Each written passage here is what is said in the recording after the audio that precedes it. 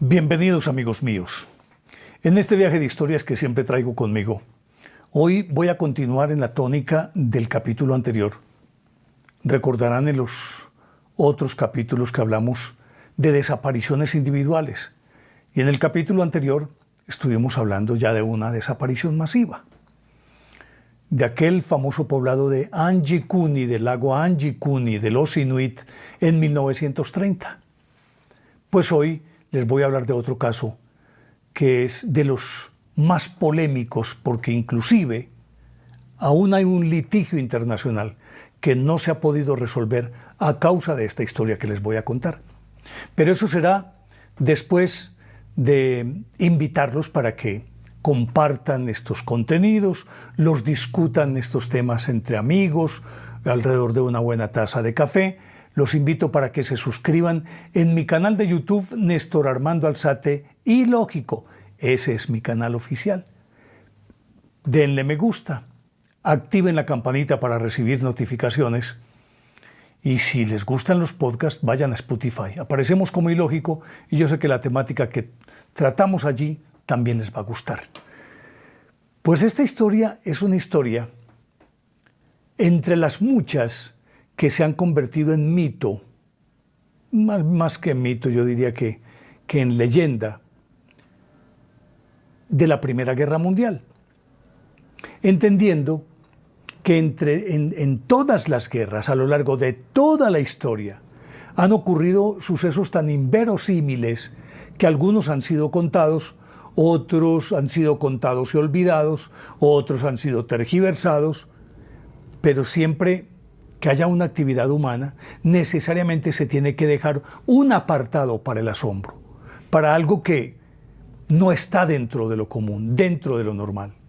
Y si no está dentro de lo normal, necesariamente nos tiene que sorprender. Pues resulta que esta historia involucra a varias naciones. En plena Primera Guerra Mundial, el 21 de agosto de 1915, un batallón, el primer batallón del 5º Regimiento de Norfolk, estaba en Turquía.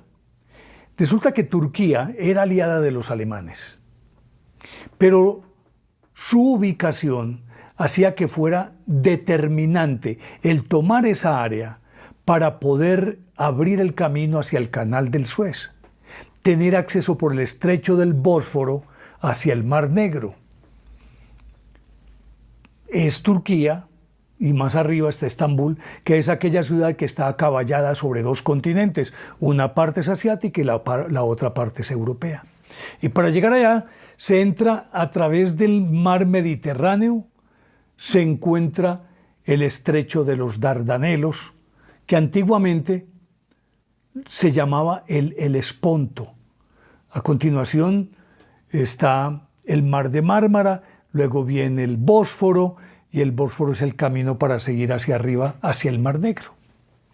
Por lo tanto, esa área estratégicamente es de un valor inestimable para quien quiera dominar casi que la entrada a dos continentes, casi que a tres, porque África también está ahí abajito. Pues bien, entonces los ingleses, para tratar de asegurar ese territorio con el fin de garantizar el libre tráfico, o el de ellos, claro, por el Canal del Suez y por ahí por el Bósforo, por el Mar de Mármara para arriba, pretendieron tomarse un sitio que está en la península de Galípoli. Cuando uno se para en la orilla de Canacale, que es otra ciudad, allá al frente se ve una franja de tierra con unas, diríamos, montañas no tan altas, pero sí escarpadas, y se pueden ver, esa pequeña cordillera se puede ver al frente. Pues justamente ahí era donde tenían que acomodarse para poder controlar esta entrada. Entonces los ingleses llegaron ahí. Cuando hablo de ingleses, estoy involucrando también a todos los pertenecientes a la Commonwealth, es decir, aquella mancomunidad británica de la que forman parte Australia, Nueva Zelanda, Canadá, países que alguna vez fueron regidos por el rey o la reina de Inglaterra. Y de hecho, por ejemplo, todavía en Canadá, la reina Isabel sigue siendo como una especie de soberana nominal, lo mismo que en los otros países. Justo había un batallón de neozelandeses acantonados como una especie de morrito. A ver, hombre, yo busco otro término, como una atalaya alto. Y se podía ver a través de una garganta un camino estrecho flanqueado por dos montañas. Y era como el paso para llegar hasta el fondo de Galípoli. Estaban ahí. Cuando mandaron de refuerzo al primer batallón del 5º Regimiento de Norfolk, y estaba compuesto por australianos, neozelandeses, canadienses. Había varias nacionalidades ahí. Y los mandaron para reforzar a estos porque era ese tipo de batallas a las que nos acostumbraron las grandes guerras, batallas interminables y que llegan a un punto muerto y no avanzan, sino que son estériles esas batallas porque se matan y se matan gente, pero de ahí no avanzan. 1 metro de terreno que se logre ganar cuesta muchísimas vidas. Y entonces, ¿cómo les parece? Que ese batallón que llegaba de refuerzo podría ser el que determinara la superioridad, no solamente numérica, sino superioridad de fuego, superioridad en estrategia. Pero los turcos siempre fueron muy bravos. Que lo digan cuando se tomaron a Constantinopla en 1453, Mehmed II. Son muy bravos, supremamente bravos. Y es gente que entiende la batalla como algo sagrado. No en vano, pues hemos oído hablar de la yihad, que son las guerras santas. Y no solamente por religión, sino por cultura.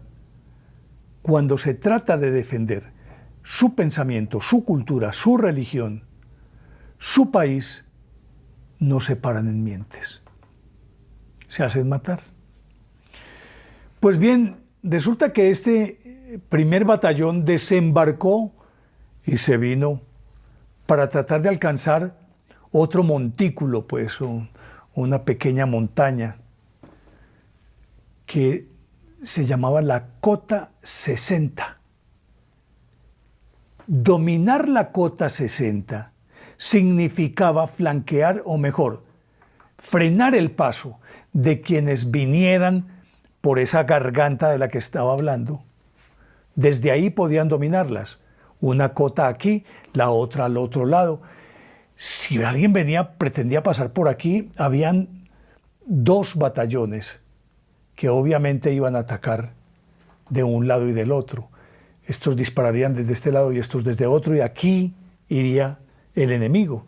Por lo tanto, el dominio de esa cota era determinante para poder tomarse toda esa zona, que por lo demás le abriría la puerta para entrar a Turquía, que entre otras cosas recordemos que hasta 1918 estuvo el Imperio Otomano, hasta que terminó la Primera Guerra Mundial, y ahí llegó Kemal Atatürk y le dio una nueva concepción y la convirtió en república, y esa es otra historia que alguna vez vamos a contar. Kemal Atatürk, Kemal es papá de Turquía, el padre de Turquía. Pues bien, entonces el batallón venía. Un batallón implica que tiene que entrar con camiones, que tiene que entrar con motos, con carros ligeros, más la infantería. En aquella época todavía no se había prescindido del transporte animal, por lo tanto, cuando el terreno es muy abrupto, que no pueden entrar los camiones, necesariamente tienen que recurrir a las asemilas o asémilas, mulas que llamamos nosotros. Más lo de logística, la gente que trabaja tal vez en el plano administrativo y en el servicio de los demás. Se habla algunos afirman que eran unas 2.000 personas. Probablemente sean 2.000. Aunque otros indican que eran 800 personas. Pero esa ambigüedad en el número pasa por el hecho de que aquellos que están tras bambalinas, que no son los que están peleando aquí adelante, regularmente no cuentan. A uno le dicen un ejército de 50.000 soldados, pero 50.000 soldados apoyados por cuántas personas que hay atrás, que son ayudantes. En fin, el batallón entonces empezó a caminar hacia la cota 60. Naturalmente habían tenido enfrentamientos ese día, en ese momento la situación estaba relativamente calmada, de pronto viene un ataque, estos responden, los ANZAC, que era ese cuerpo, o digámoslo una avanzada, o digamos un pequeño,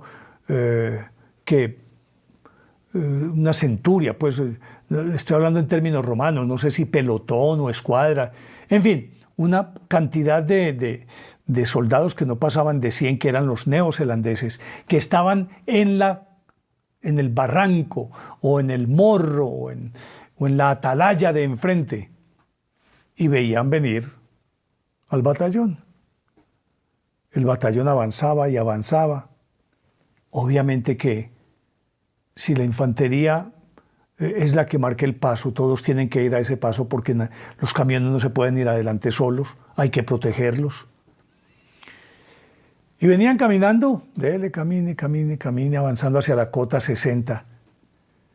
Era otoño, pero un otoño en ese momento que, según declaran los testigos, era sofocante, era como ese bochorno, un calor como que viene es de brasas, no el calor del sol, sino de brasas, que quema mucho más, pues que impacta mucho más.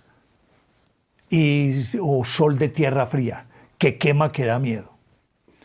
Entonces ese bochorno lo sentían estos. Y el batallón venía avanzando y de pronto desde el cielo va apareciendo de manera inopinada, pues como se tendría que haber visto venir, y no de pronto una nube grandísima. De acuerdo con los cálculos de los testigos, que fueron los soldados neozelandeses, que lo contaron ante tribunales y sostuvieron ante la prensa, y hasta los años 60 todavía quedaban algunos veteranos, ya muy ancianos, que contaban y recontaban la historia de la misma manera, exactamente con todos los detalles. Y recuerden que es que a uno la verdad no se le olvida, a uno las mentiras se le olvidan, pero la verdad no. Y ese es un elemento que uno tiene que tener en cuenta. Si lo contaban con pelos y señales, era porque recordaban lo que en efecto ocurrió y siempre daban exactamente la misma versión. Cuentan que esa nube fue descendiendo, y era una nube que, de acuerdo con los cálculos de ellos, tenía 200 metros, algunos afirman 240 metros de longitud por 60 de ancho. Una nube. Y la nube fue descendiendo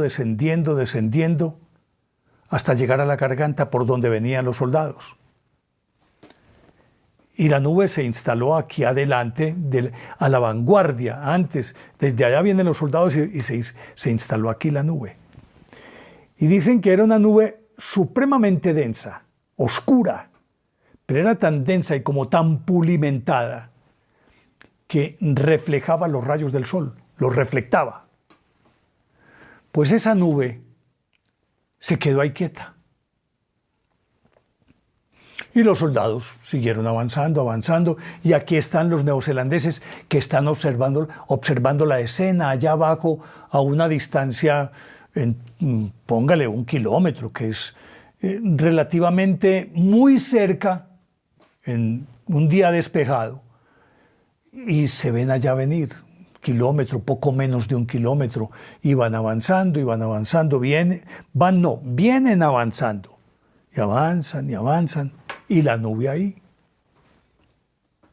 Pues ese batallón empezó a entrar en la nube, fue entrando, entrando, para atravesarla, supone uno. Y entraron, y entraron, y entraron. Si fueron 800 eran demasiados. Y si fueron 2000 es descomunal la cifra. Hay quienes afirman que son más los 2000 que los 800.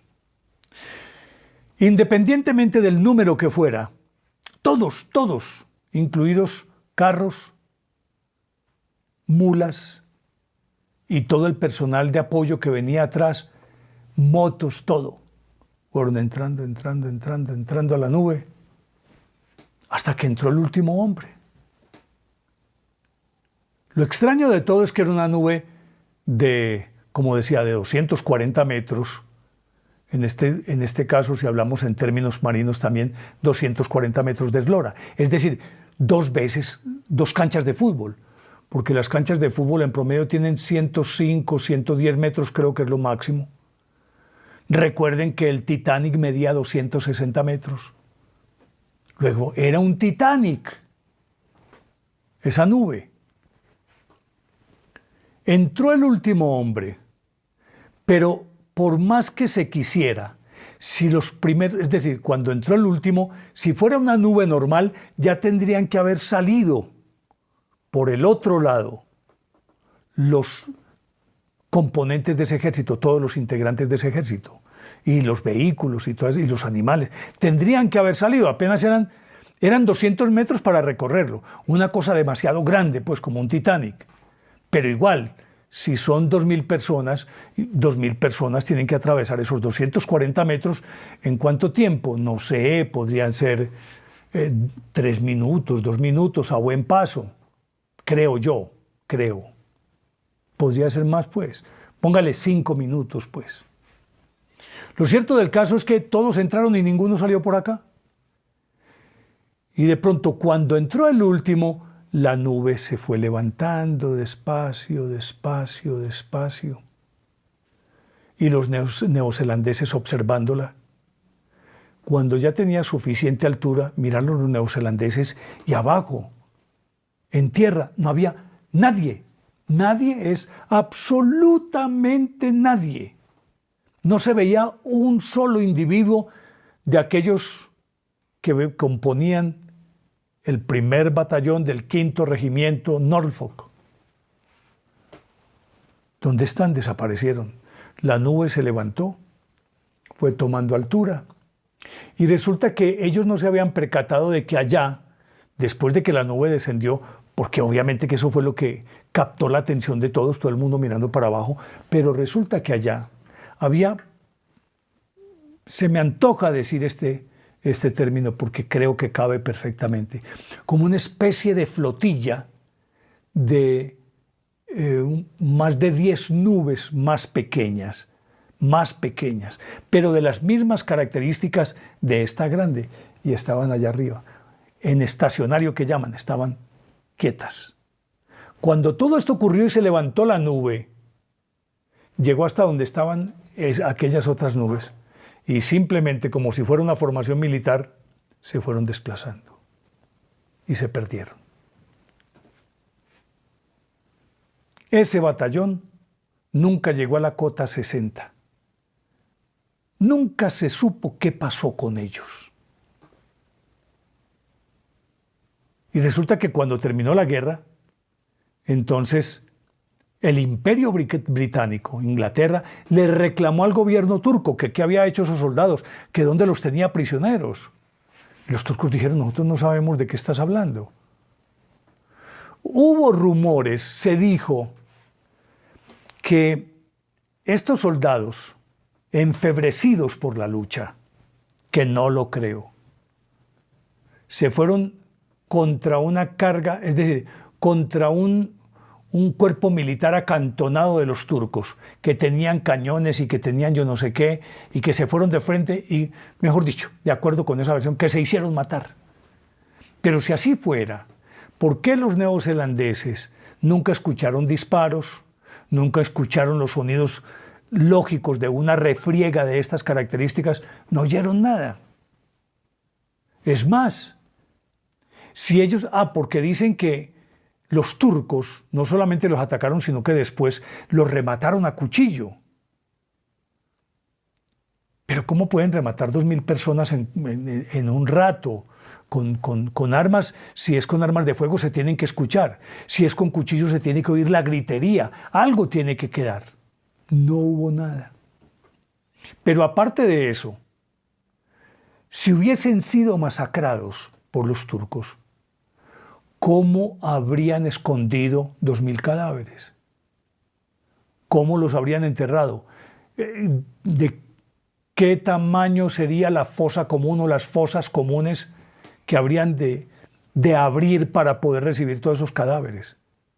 ¿Cuánto se llevarían en ese proceso de tirar los cadáveres ahí y luego sepultarlos y echarles tierra? ¿Cuánto tiempo se llevarían? E inspecciones del ejército británico llegaron ahí sobre el terreno para corroborar a ver qué había. Escarbaron, no había un hueso, no había nada que indicase que allí habían sepulturas o que había una fosa común. Nunca apareció un cadáver, nunca. Y aún ese problema no lo han resuelto entre los dos gobiernos. Los ingleses siguen reclamando a su gente y los turcos dicen a nosotros que nos esculquen, ¿qué podemos saber? Pero si nos desatenemos a la lógica que le estoy poniendo a esto, ¿dónde están esos cadáveres? Si en efecto los mataron, ¿dónde quedaron? ¿Dónde los enterraron? Algo se tendría que haber sabido, algo habría aflorado a la superficie y lo habrían encontrado. Nada, nada es nada. ¿Fue una nave extraterrestre? ¿Serían abducidos todos estos militares? Si nos atenemos a los hechos y a los testimonios de los neozelandeses del cuerpo ANZAC, que así se llamaba al que pertenecían ellos, entonces tenemos que aceptar que una nube se los llevó y una nube no se lleva a la gente, a no ser que sea una nave espacial, llámese nave extraterrestre, UFO, como ustedes quieran. ¿Qué más se lo pudo haber llevado? Si vieron la nube, si luego de que se levantó la nube no quedó ninguno, la lógica nos indica que esa nube lo raptó. Y si lo raptó una nube era porque era una nave, ni más ni menos. Esa historia de Galípoli en Turquía todavía se debate y no hay respuestas. La única posible es que se lo llevaron los extraterrestres. Porque no creo que un ejército aquí, de los que estaban en la Primera Guerra Mundial, tuviera un aparato de características similares, camuflado, que pudiera llevar gente a otro lado como de salvamento. No, desaparecieron y punto. ¿Cómo ocurrió? Ya lo conté. ¿A dónde fueron? Es lo que no se sabe. Y ahí dejo esta historia y quiero que ustedes pues me hagan sus comentarios alrededor de este incidente que aún está abierta esa herida entre Turquía e Inglaterra. La inquietud es, ¿les parece lógica o ilógica esta historia? Ustedes son los que deciden.